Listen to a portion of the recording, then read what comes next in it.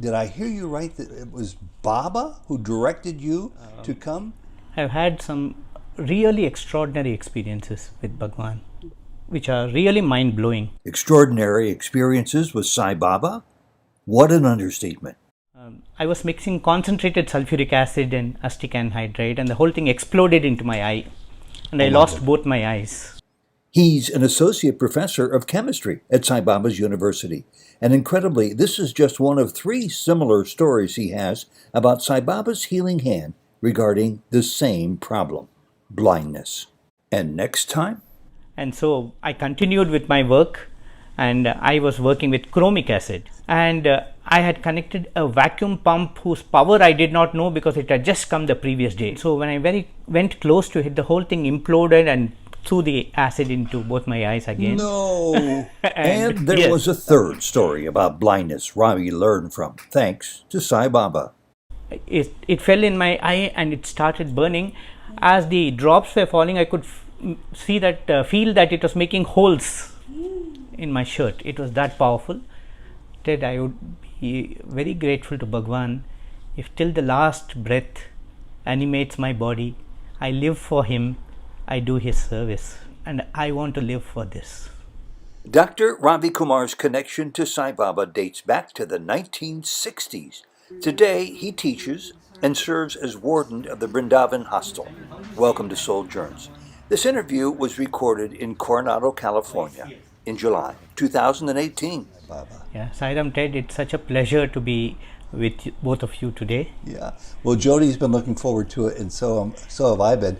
A long time ago, did I hear you right that it was Baba who directed you to come to be at his side at the age of 4.5?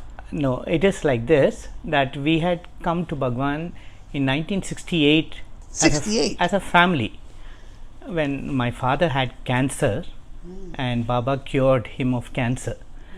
But during one of my talks, when I mentioned that I had come to him in 1968, he said, no, you came to me in 1963. Oh, he did, huh? He did that. And how did he figure that? And then well, I kept silent because you don't inform the all-knowing. Of what would you inform the all-knowing? Yes, what would you tell him? Yeah.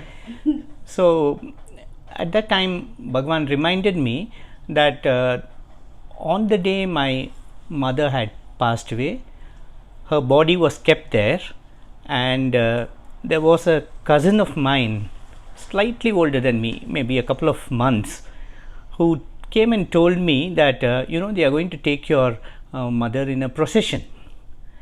And I was very happy because I had only seen temple processions. We were close to a temple. Right. And so I thought it would be a festive occasion. And then he said, but they won't bring her back. Oh. And so I was very upset and started making a lot of noise. And they had to calm me down. So they took me across the street to my aunt's house. And she happened to be Baba's devotee. Mm-hmm. So when we entered her house, there was Baba's photo there. And I asked her, who is this auntie? And she said, this is not auntie, this is God. And pray to him and he will take care of you. Swami mentioned this particular incident and he said, from that moment I'm taking care of you. And so you came to me in 1963. So he told you that he had known about that. Yes. Coming to him. Yes. He mentioned the entire incident. That must have won you over in a big way almost immediately, or absolutely immediately. Absolutely. It's been since the 60s, since you've been with Sai Baba in one form, one capacity or another. I know of many devotees who have come and gone, come for a couple of decades and gone. You've been there your whole life. Why have you stayed so long? I would credit it to his compassion on me. I would think that he is extraordinarily compassionate on me to have kept me at his lotus feet all this while. So why you? I think the one who needs the doctor most is the most sick patient. You don't look like a sick patient to me. Not sick physically.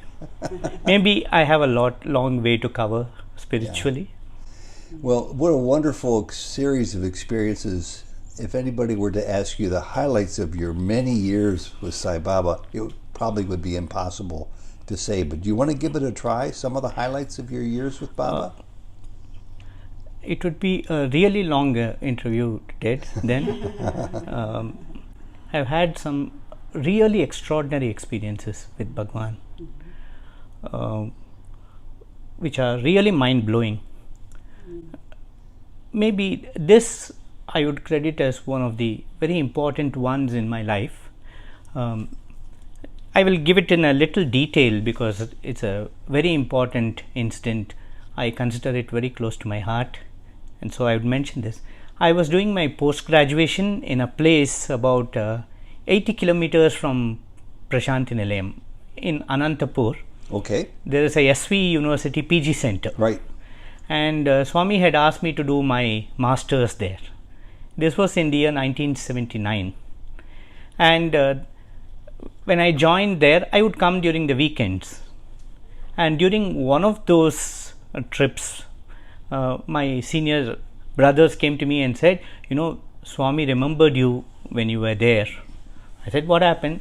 They said, we wanted to put up a drama on Jesus Christ's life called The Kingdom of Heaven. And so we went to Bhagwan and asked him for permission. And he said, yeah, that's a good idea. Put up the drama.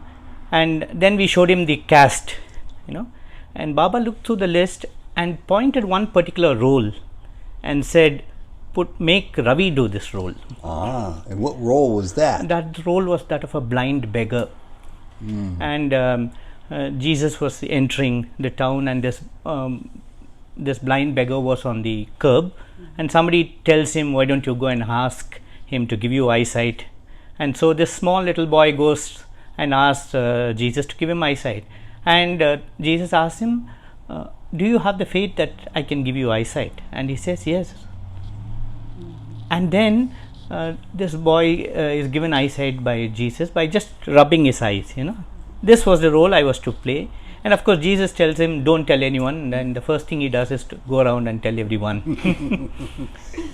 And this was somewhere in 79-80 when I was doing my masters. During a few years later, I joined the Vrindavan campus as a lecturer in 1981. And after that, Swami asked me to move to Prashanthi Nilayam to do my research in chemistry. And while I was doing my research, one day in the afternoon, all the others had left for their lunch. And one of the students who was leaving asked me, are you coming for lunch? I said, you go ahead, I will just finish this experiment and come.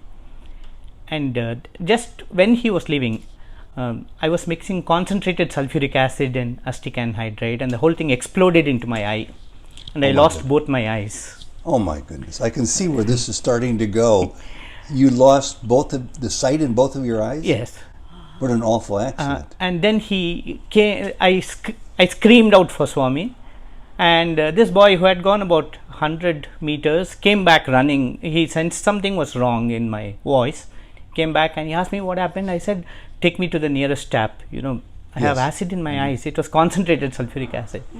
And so when we went to the tap, there was no water in the tap. Oh my goodness. Because there was a building coming up next to the chemistry lab, a library building, and they had shut off the water for some plumbing work, and everyone had gone for lunch.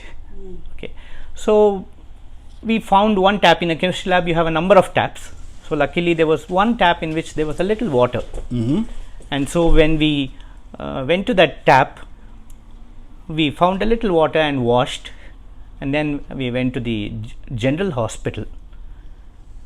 But unfortunately the eye doctor had gone back to her native place because she had some visa problem. So every time there's a disappointment at every turn. Yes. And so the nurse asked, why did you bring him here? And there was nothing we could do. So she said, why don't you take him to Bangalore? So this boy who brought me said, shall we go to Bangalore? I said, no, we'll go for darshan. Let me go to Swami. And as I was sitting there, as Bhagwan passed me, some elders told Swami what had happened, and he gave me 3 packets of vibhuti. He said, take this and you will be fine. And he said, start immediately. So after 3 days, when I had finished the last dose of vibhuti, it was in the night, I was sitting and brooding over this and in a very depressed mood, because I said, All through my life, I had wanted to do something for Swami. He had brought me up since I was very young, and he had been a mother to me. And I said, I must in some way show my gratitude to him. And here I was in a state where not only I would not be able to serve him, somebody would have to serve me. And I was very depressed and cried myself to sleep. And the next morning, there was this student who knocked on the door, and I said, please come in. He came in. I said, oh, you brought my coffee. And he said, sir, what dress am I wearing? I wondered what was the connection between these two, but I said, you're wearing a grey track pant and a cream t-shirt. He said, you're able to see. And then it hit me like a ton of bricks. You didn't realize it right away. I didn't realize it was so clear. And so your very dim sight while you were undergoing the effects of this acid wash through your eyes completely went away after. Yes, absolutely. It was dark. It was not like it was light and I could see figures. It was not like that at all. It was dark. It was dark. You were probably worried that you might not get your vision back. Yes.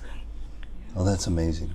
And then I went for darshan, and Swami walked up to me and said, how are your eyes? Oh no. And at such moments, your tongue does not speak. Yeah. The eyes do. Yeah. And so I shed a lot of tears. And then he said, that's all right. Go to Bangalore and get yourself a pair of spectacles and be careful next time. And I shuddered because there would be a next time. Yeah, because you continued. That was your field of endeavor. Yes. And the moment Bhagwan mentioned this next time, I really got worried.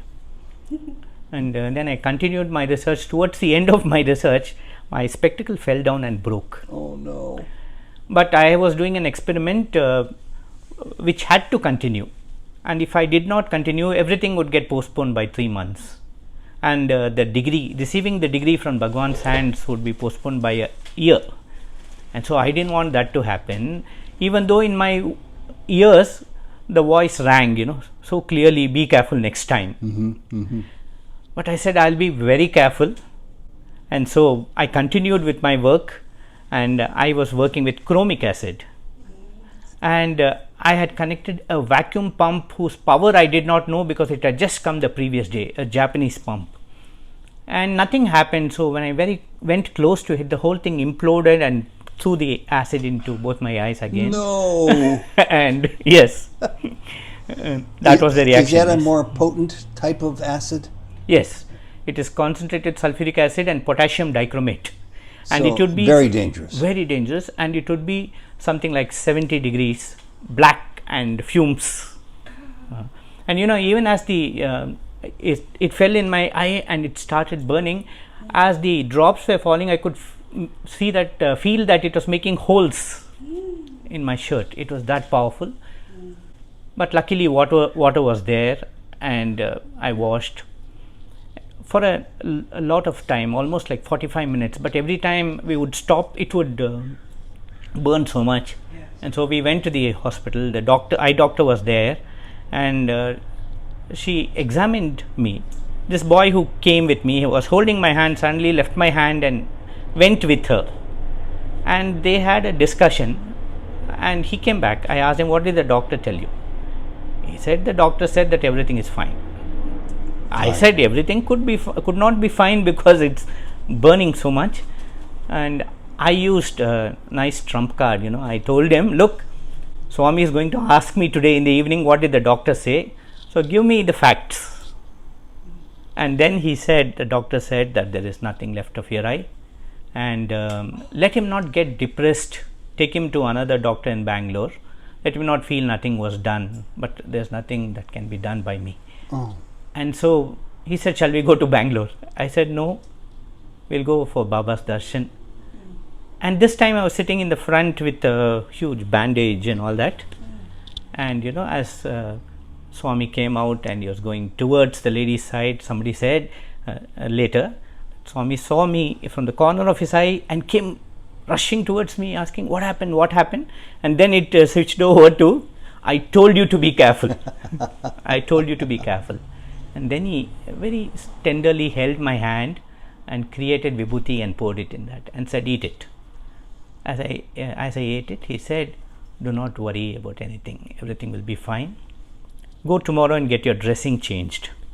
The next day when I went, the eye doctor opened the bandage. I could see her, but she didn't actually know, so she examined me for a number of times and finally said, I think something is wrong with my eye. And Ted, that has been my experience. And why would I leave him? Why would you leave Why him? would I? Never in a million years would you Never, leave him. yes. And This is an amazing story. yes. Have you written it up? Yes, I have written it up. That's great. It's in the institute. That's another interesting thing, Ted, because any number of times I have narrated this in Bhagwan's presence. Any number of times in Kulwant Hall and Purnachandra Auditorium and many places. And Professor G.V. wanted me to write about it. G.V. Venkatraman. Yes, G. Venkatraman, he wanted me to write. And so I wrote it in the institute publication. And before this, what had happened, I had told him, sir, I will write it when I get an indication from Bhagwan, because it's something very precious for me. It's very personal and very precious. And he said, no, a first person account will be very important for future generations. It's better you write it. And one Deepavali day, early in the morning, Swami came in my dream and said, you write that article. And intuitively I knew it was this Swami was mentioning. And Swami asked me, what's the title you will give for it? I said, I had not thought of writing the article, Swami, so I have not thought of a title. Then he said, give it the title Chaksho, Surya, Ajayatha. And what does that mean? Exactly. That's what he asked me. What does it mean? And I said, Swami, it's a phrase which comes in Purusha Suktam, in Vedas, in which there is this connection between the moon and the mind, and the eye and the sun. So it was based on that? Yes, based on that. So I said, but Swami was not happy. He said, I didn't ask for the meaning. I didn't ask for the context. I asked for the meaning. I see. Then I said, he asked, what does Chaksho mean? Chaksho means the eye. I said, it means the eye. What does the sun, surya mean? He said. And I told him a number of synonyms for the sun. And when I had exhausted my entire list, he said, it also means Ravi. Oh, it does? Yes. It means your name. You. Yes, my name. Chaksho, Surya, Ajayatha, how Ravi got back his eyesight. Oh. And so that is the name under which I have written that article. Well, I'm still stuck at Baba telling you to be the actor for the blind boy. When I look back, I can connect the dots now. Oh, yes. Now, it's been quite a few years since Baba's Mahasamadhi. Do you still miss him? It would be untruthful to say I don't miss him, Ted. I do miss his form, but I don't miss Baba. I feel his presence all the time. So he's not gone? He's absolutely not gone. He's very much with me. Does he ever let you know when you have a burning question or an issue that you are looking for guidance on in your life, like we all do? Yes. Does he ever let you know how to proceed? Yes, many times. But I would give you an instance which might be indicative. A few months back, it was in the beginning of the semester. I am the warden of the hostel. Yes. So we have about 300 plus students. And early one morning, this is in Vrindavan. In Vrindavan, a student comes and tells me, sir, there's no water in the tap. And 300 boys have to. 300 boys have to get ready for the day, and So I was wondering, the Suprabhatam is at 5:30, and students would have to get ready. And we checked up. We found that even though the power was there from the sump to the overhead tank, the point at which it was being pumped, there a transformer had burnt. Okay. And so it would take almost like half a day for that to get ready, and to have 300 people on the campus without water would be such a difficult thing. And so I was wondering what would happen when one of the boys came up with this idea that, so there's some water in the tank which is meant for solar heating, we could use that for brushing. I said fine. So then we had Suprabhatam on time, And then we had this jogging, students had to go for jogging. I thought that would get delayed, but everyone was on time for that. By 6:15, everyone was on the ground. In the meanwhile, rang up to the water supply people and asked them to supply some tankers of water.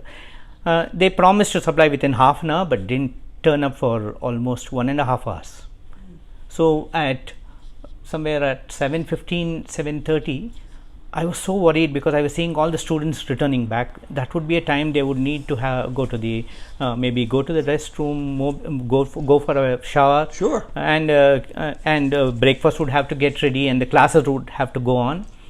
And in the meanwhile, a guest had come from somewhere to speak in the Thursday class. We have a moral class in the first hour, which Bhagwan had instituted right at the beginning of the campus, of the Satyasai College. And so this guest said, I would like to have darshan in Trai, will you please take me? So I took him till Trai and said, I'm still in my track suit, so I won't come in. You kindly go and I will do namaskar from here. As I did namaskar, I just told Swami in my mind, Swami, please do something. Ganga is with you, send her. Yes. Okay. When I got up from namaskar, there was a water tanker coming in, Ganga water supply. Ganga water supply. These are the ways in which he responds to you and shows you that he is always with you. What do you see today as the enduring strengths and maybe some new weaknesses at the Sai Center in Prashanti and Vrindavan? The people are still learning to cope with in Baba's physical absence. Yes. The enduring strength is that feeling that Swami is always with us, and the weakness is for us to always remember that even though he is without form, he is always around us. I would say in a sense that maybe Bhagwan is more available in the sense that we learn to go to him. He was always available 24/7. It is just that now we have to learn that he is available 24 hours even though he is not seen. Well, you have probably as much experience as anybody in the Sai fold with observing young men go through the rigors of building their spiritual faith and having it tested and having resolution to their issues come forth. Because as the warden and as professor, as a long-time teacher, you must see many struggles with young boys, young men. I don't know I'm going to pass this exam. Maybe I won't be able to pass this course. I'm tempted to do this. I have difficulty with my friend who's telling me he's in trouble with his family.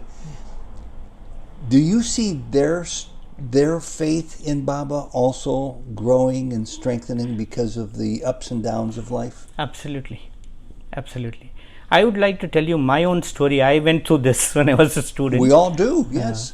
And when I see them, I know that Baba is there available because I went through this. When I joined Vrindavan, I was very poor in mathematics, and we used to go to Bhagwan's room for namaskar just before the exam. We are hardly 60-70 boys in the hostel, and so back then. Yes, back then. So and did he always guarantee you'd get an A, that you would do well? He would give us namaskar, and that would fortify us enough. And he was always available, accessible that way physically. Wonderful. So we could go to him. But on that particular day, he was pulling up the caretaker of the ashram, Mr. Rama Brahmam. You might have heard of him. I have. Yeah. So, and when I went in, he called me also, and he kind of scolded me. He said, "How much money do you get from your house?" And I mentioned it was just about $1.50 by your currency. A day? 100 rupees? No, for a month. For a month. $1.50 for a month. Yeah, and he said, "What are you doing with this much money?" And I said, Swami, we're not talking about the 1900s. We're talking about 1970s. Yes. Yes, this is 74. Okay, so how much were you doing with that much money? Yeah, I will tell you. we had to pay just about $1, 65 rupees for the entire month's mess. Boarding and lodging, everything was only that much. And Swami was asking me, what are you doing with the other 35 rupees? Give me account. And try as I might, I couldn't cross 10 rupees. You couldn't? I couldn't, because things were quite cheap then. I'm not sure if I understood. You couldn't account for them. Oh, you couldn't account for 10 it. rupees? I could account for only 10 rupees out Only of that 35. So I couldn't account for 25. So there was 25 rupees Yes. left over. Yes. And he was very upset with me. He said, your father is struggling so much to earn, and you're wasting his money. Misuse of money is evil. He did scold you. Yes. And as he was scolding me, the examination hall, the bell rang. It was just next to the mandir. So he asked me, do you have exam today? I said, yes, Swami, I have exam. He said, okay, take namaskar. Did you have your breakfast? I said, no, I didn't. Then go have your breakfast and go to the exam hall. So I had my breakfast and went to the exam hall 20 minutes late. And there was the maths teacher waiting outside, and math was not your strong suit. Not at all. And he knew that. So he was waiting outside. He asked, what happened? And he thought I had already given up the battle before starting it. I said, sir, it's a long story. I'll let you know later. So he said, yeah, go inside, because they won't give you a question paper if you go half an hour late. Okay. So I went in and I found that it was full of theorems. Theorems you could get by heart. And you knew the answers. Yes, I knew the answers very well. So I was sure I would do well. But in the first question itself, there was a substitution which I forgot. And then I messed up the entire paper. And when I came out, the teacher was still waiting. And he asked, how did you do your paper? I said, sir, I'm very touched that you have waited 3 hours to ask me this question. He said, no, if you pass, we'll get a 10% result. That's why I was waiting for this. If you pass, we'll get the entire class would pass. Oh, the entire class would pass. Because everybody else had already passed. Yes, would pass. He was sure everybody else would pass. So what happened? Then I asked him, I sat with him and we calculated. He said a very optimistic assessment would mean that you would get 35%. 35% was the brink of passing. Yes. Or failing. If you got 34, it was fail. 35 would be pass. And then I was really scared. I said that, oh my God, 35 is kind of. He said that would be the most optimistic assessment. And then we had a summer vacation, and Baba took me to Bombay for a drama. And when we returned, You still didn't know the outcome of... No. Okay. This was the vacation. Yeah. So when I came back, he called me for an interview. Baba. And he asked me, what do you want? I said, I want to pass in mathematics. And then he said, oh, that's done. What else would you like to have? I said, nothing. That's enough. And then when the results came, Professor Narendra was the principal then. Because the strength of the hostel was very less, he would give the marks list to Bhagwan. He would go through the report, read our names and give it to us. And as he read my name and gave it to me, I was stunned to see I had passed. But then he said, did you see your marks report? I said, yes, Swami, I have. 35? Then he said, what about your marks in mathematics? It was 53. 53. Yes.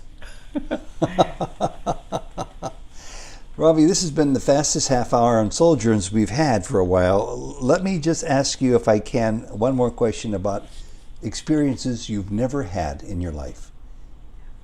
And that has to do with your future. What do you hope to do with the rest of your life with all this information, all these experiences, all these miracles, all this love? What do you hope to do most with the rest of your life? Ted, I would be very grateful to Bhagwan if till the last breath animates my body, I live for him, I do his service. It would be the most wonderful thing, and I want to live for this.